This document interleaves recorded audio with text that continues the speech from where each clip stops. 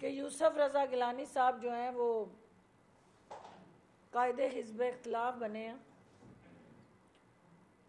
نون league کی دعوتیں جو ہیں وہ جاتی عمرہ میں جاری ہیں اور ساتھ ہی صف ماتم بھی بچھ گئی ہے، کیونکہ جو دونوں کے درمیان میچ تھا نون اور پیپلز پارٹی کے درمیان قائد حزب اختلاف کی سیٹ پہ، وہ نون لیگ ایک دفعہ پھر پیپلز پارٹی کے ہاتھوں ذبح ہو گئی ہے اور الٹیمیٹلی نون لیگ کی دعوت شراز جو ہے وہ ایک دوسرے کا غم غلط کرنے کے لیے رائیونڈ کے محل میں جاری و ساری ہے، اور وہ مقصد تو کچھ اور تھا. مقصد تو کھانچے سری پائے ہڑیسے کھا کے نیب پہ حملہ کرنا تھا، لیکن نہاتی توتی رہ گئی تے نک تے مکھی بہ گئی. وہ نہاتے توتے جو فلم شوٹنگ کے لیے آنا چاہتے تھے اور جو اس سرکس کو انٹرنیشنل فلم فیسٹیول کے ذریعے اپنی ریٹنگ کو بڑھانا چاہتے تھے، ان کے لیے یقیناً یہ مایوسی ہوئی ہے کہ وہ سارے ڈکیوں میں بھرے پتھر، وہ سارا ڈانگ سوٹا، وہ سارے کے سارے قبضہ مافیا، منشیات فروش، چینی چور، آٹا چور، وہ سارے گینگسٹر جو ہیں جن کو اس مقصد کے لیے پالا گیا تھا، آج جو ہے وہ یقیناً ان کے لیے بھی بری خبر ہے، کیونکہ بدقسمتی ہے اس ملک کی کہ یہاں ایک ایسا خاندان اقتدار میں رہا جس نے ہمیشہ اقتدار کے ایوانوں میں بیٹھ کے اداروں کو کمزور کیا اور اپوزیشن کے سنگھاسن پہ بیٹھ کے ان اداروں کو چیلنج کیا اور ان کے مسل ٹیسٹ کیے اور کمزور اداروں کو للکار کے اپنے طاقتور ہونے کا بیانیہ دیا اور نیب جیسے ادارے کو متنازع بنا کے جعلی راجکماری نے کل جو بغلیں بجائی ہیں، اپنے فتح کے اعلان کیے ہیں، اور ایک دفعہ پھر ڈرامہ کوئن نے ایک نیا ڈرامہ قوم کے سامنے کیا ہے کہ نیب چونکہ اس سے پہلے مجھے گرفتاری کے دوران سوالات کر چکا تھا، لہٰذا دوبارہ اس کیس میں پوچھنا جو ہے وہ نیب کی جرت کیسے ہے کہ وہ بلائے، مجھے انویسٹیگیٹ کرے یا سوالات کے جواب طلب کرے. تو میں اس نااہل ملکہ کو یہ کہنا چاہتی ہوں کہ آپ کو نااہل کیا گیا، سزا دی گئی، اور سزا یافتہ جو مجرم ہوتا ہے اس کو یہ پتہ ہونا چاہیے کہ جو ناصر لوتا تھا،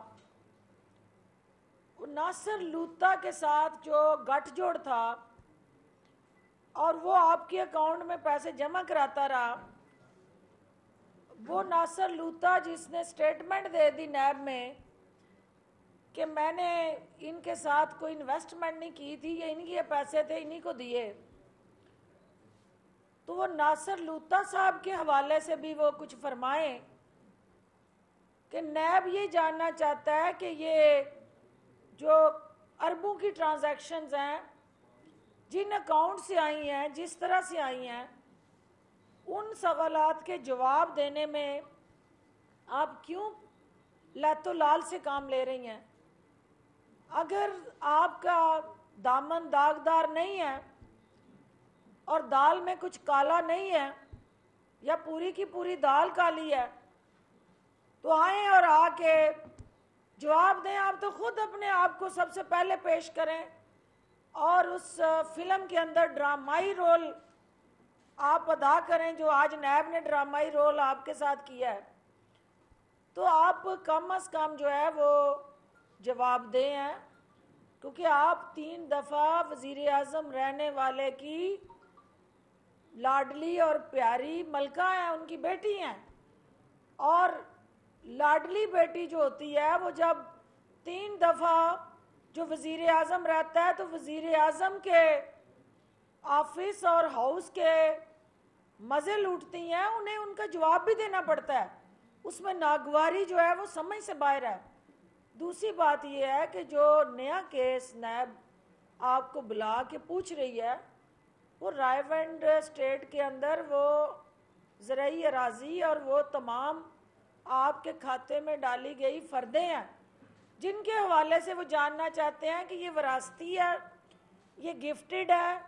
ये ट्रांसफ़र्ड है, ये अतिया है, ये किस मद में ये